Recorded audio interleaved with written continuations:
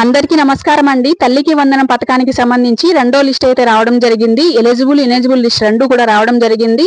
ఇందులో ఎవరి పేరు వచ్చాయి అంటే గ్రీవెన్స్ రైజ్ చేసిన వాళ్ళ పేర్లు వచ్చాయా లేదా, అలాగే ముందు ఇద్దరు పిల్లలు ఉండి ఒకరికి అమౌంట్ పడి ఇంకొకరి పేరు రాలేదు కదా, అలాంటివి కూడా వచ్చాయా లేదా, కొత్తగా ఫస్ట్ క్లాస్ జాయిన్ అయిన వాళ్ళు అలాగే ఇంటర్ ఫస్ట్ ఇయర్ జాయిన్ అయిన వాళ్ళ పేర్లు వచ్చాయా లేదా, అసలు వచ్చింటే ఎక్కడ చూసుకోవాలి లిస్ట్ అనేది కూడా చెప్తాను. ఈ వీడియో పూర్తిగా చూడండి. కొత్తగా ఎవరైనా చూస్తుంటే తప్పకుండా మా ఛానల్ సబ్స్క్రైబ్ చేసుకొని మీ ఫ్రెండ్స్ అండ్ ఫ్యామిలీకి తప్పకుండా షేర్ చేసి ఈ వీడియో మీకు యూస్ఫుల్ అనిపిస్తే తప్పకుండా ఈ వీడియోకి ఒక లైక్ ఇవ్వండి. తల్లికి వందనం రెండో list eligible and eligible list అనేది ఎక్కడ చూసుకోవాలంటే వెల్ఫేర్ గారు, సచివాలయంలో వెల్ఫేర్ గారు ఉంటారు కదా, వాళ్ళ లాగిన్ లో అయితే డౌన్లోడ్ అవ్వడం జరుగుతుంది. తల్లికి వందనం ఫస్ట్ లిస్ట్ ఎలా అయితే డౌన్లోడ్ చేశారో అదే విధంగా అందులోనే పేర్లు అనేది యాడ్ అయి రావడం జరిగింది. సెపరేట్ గా సెకండ్ లిస్ట్ అని ఏమి ఇవ్వలేదండి. ఫస్ట్ ఎవరైతే పేర్లు వచ్చింటాయి కదా ఎలిజిబుల్ ఎలిజిబుల్ లిస్ట్ లో, అక్కడే మధ్యలో కొన్ని పేర్లు అయితే యాడ్ చేసి ఇవ్వడం జరిగింది. చాలా మంది సెకండ్ లిస్ట్ రాలేదని అట్లే ఉండిపోతారు, కానీ వెల్ఫేర్ లాగిన్ లో డిఏ లాగిన్ లో ఎక్కడైనా చూడొచ్చండి. ఆల్రెడీ ఎలిజిబుల్ లిస్ట్ అనేది డౌన్లోడ్ చేసింటారు కదా, అక్కడే మళ్ళీ ఒకసారి క్లిక్ చేసి చూసినట్లయితే అక్కడే మధ్యలో కొన్ని పేర్లు అయితే ఇవ్వడం జరిగింది. ఇదైతే గమనించాలి అందరూ కూడా. సెకండ్ ఎలిజిబుల్ ఇనెలిజిబుల్ లిస్ట్ అని ఎక్కడ కూడా సెపరేట్ గా ఇవ్వరు, ఆల్రెడీ ఉన్న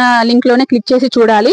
ఇక ఈ లిస్ట్ లో ఎవరెవరి పేర్లు వచ్చాయి, గ్రీవెన్స్ రైజ్ చేసిన వాళ్ళు, ఎలిజిబుల్ ఇనెలిజిబుల్ ఎక్కడెక్కడ ఎవరెవరి పేర్లు వచ్చాయి అనేది నేను ఒకసారి చెప్తాను. ఫస్ట్ అయితే ఎవరైతే కొత్తగా 1వ తరగతి అలాగే ఇంటర్ ఫస్ట్ ఇయర్ జాయిన్ ఉంటాయో అందరి పేర్లు కూడా రావడం జరిగింది.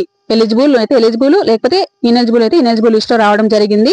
రెండోది వచ్చి ఎవరైతే ఇద్దరు పిల్లలు ఉంటారు కదా, ఇద్దరు పిల్లలుండి గ్రీవెన్స్ రైజ్ చేసిన వాళ్ళు పేర్లు కూడా కొన్ని అయితే వచ్చాయి, కొన్ని రాలేదు. ఫస్ట్ లిస్ట్ లో ఎలిజిబుల్ ఉండి కూడా ఎలిజిబుల్ ఆర్ ఇనెలిజిబుల్ లిస్ట్ లో రెండిట్లో పేరు రాకుండా ఉన్నా, లేకపోతే ఒకరికి అమౌంట్ పరి ఇంకొకరికి పడకపోయినా అలాంటి పేర్లు కూడా యాడ్ అయ్యాయి. ఒకసారి వెల్ఫేర్ గారి దగ్గర లిస్ట్ లో మీరు చెక్ చేసుకోగలరు. ఇక గ్రీవెన్స్ అనేది ల్యాండ్ గానీ ఇన్కమ్ ట్యాక్స్ అలాంటివి రైజ్ చేసింటారు, అలాంటివి కూడా వచ్చాయండి. అన్ని లెవెల్లో వెరిఫికేషన్ కంప్లీట్ అయిన వాళ్ళ పేర్లు కూడా ఎలిజిబుల్ లిస్ట్ లో యాడ్ అవ్వడం జరిగింది. గ్రీవెన్స్ రైజ్ చేసినా సరే అన్ని లెవెల్లో వెరిఫికేషన్ కంప్లీట్ కాని అప్లికేషన్స్ అనేవి ఇనెలిజిబుల్ లిస్ట్ లో ముందు ఏ విధంగా అయితే ఇనెలిజిబుల్ లో వచ్చింటాయో అదే విధంగా ఇనెలిజిబుల్ లిస్ట్ లో వాళ్ళ పేర్లు మళ్ళీ రావడం జరిగింది సేమ్ రీజన్ తో. ఇంకా కొంతమందికి గ్రీవెన్స్ రైజ్ చేసినా సరే తల్లికి వందనం డేటా చేర్పించలేదు, తల్లికి వందనం డేటా నాట్ ఫౌండ్, ఇలా కొన్ని ఎర్రర్స్ వచ్చింటాయి కదా, అలాంటి పేర్లు కూడా రాలేదు. ఇంకా కొంతమందికి ఎలా అంటే ఎలిజిబుల్ లిస్ట్ లో పేరు వచ్చింది సెకండ్ లిస్ట్ లో, కానీ వాళ్ళ పేర్ల పక్కన ఇనాక్టివ్ అని చూపిస్తుంది. అంటే ఎన్పిసి అనేది ఇనాక్టివ్ ఉంది, ఆధార్ అనేది బ్యాంక్ లింక్ లేదని చూపిస్తుంది. సెకండ్ లిస్ట్ కింద పేరు వచ్చింటే ఒకసారి వెల్ఫేర్ గారి లాగిన్ లోనే మీరు చెక్ చేసుకోవాల్సి ఉంటుంది. అక్కడ చెక్ చేసుకుని ఇనాక్టివ్ ఏమైనా ఉన్నట్లయితే ఖచ్చితంగా బ్యాంక్ కి ఆధార్ లింక్ చేసుకోవడం,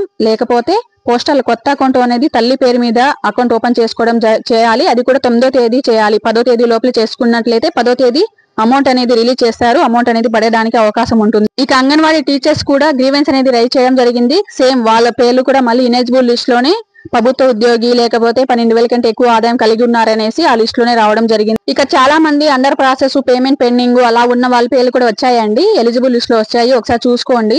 సో ఇది అండి వాటి వీడియో. తల్లికి వందనం సెకండ్ లిస్ట్ అనేది ఎలిజిబుల్ ఇనెలిజిబుల్ లిస్ట్ అనేది వెల్ఫేర్ గారి లాగిన్ లో డౌన్లోడ్ చేసి మీకు చూపించడం జరుగుతుంది. ఒకసారి మీ పేరు ఉందా లేదా అని చెక్ చేసుకోండి. ఇంకా సెకండ్ సారి మళ్ళీ గ్రీవెన్స్ పెట్టుకునే ఆప్షన్ ఇస్తారా లేదా అనేది గవర్నమెంట్ నుంచి అయితే అప్డేట్ రాలేదండి. వస్తే మళ్ళీ ఒక వీడియో చేసి మీకు అప్డేట్ అయితే చేస్తాము. ఈ సెకండ్ లిస్ట్ లో చాలా మంది మళ్ళీ సచివాలయం వెళ్లేది ఎందుకులే అనేసి వాట్సాప్ నంబర్ ద్వారా లేకపోతే ఎన్బిఎం అప్లికేషన్ స్టేటస్ ద్వారా చెక్ చేసుకుని ఎలిజిబుల్ ఉందిలే పడుతుందిలే అని అనుకుని ఉంటారు. కానీ ఈసారి మాత్రం అలా చేయకండి. ఒకసారి సచివాలయం వెళ్లి లిస్ట్ లో మీ పేరు ఉందా, పేరు పక్కన యాక్టివ్ ఇన్యాక్టివ్ ఉందా చూసుకోండి. ఎన్పిసి అనేది అన్ని ఎలిజిబుల్ ఉండి ఎన్పిసి అనేది ఇన్యాక్టివ్ లో ఉంటే మీకు అమౌంట్ అనేది పడదు, అట్లే హోల్డ్ అయిపోతుంది. కాబట్టి ఒకసారి సచివాలయంకి వెళ్ళి మీ పేరు ఉందా లేదా అనేది సెకండ్ లిస్ట్ లో చూసుకోండి.